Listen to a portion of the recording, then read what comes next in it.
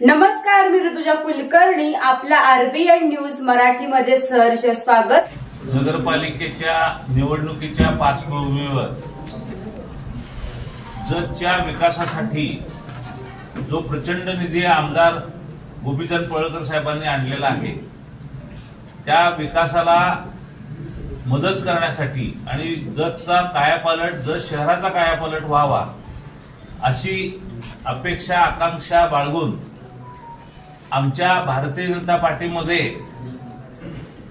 माजी नगराध्यक्ष असलेल्या पहिला नगराध्यक्ष म्हणून त्यांना मान मिळाला त्या बनेनावर ताईंचे मिस्टर श्री अशोक बनेनावर आणि त्यांचे मंडळी हे भारतीय जनता पार्टीमध्ये आज प्रवेश करत आहेत.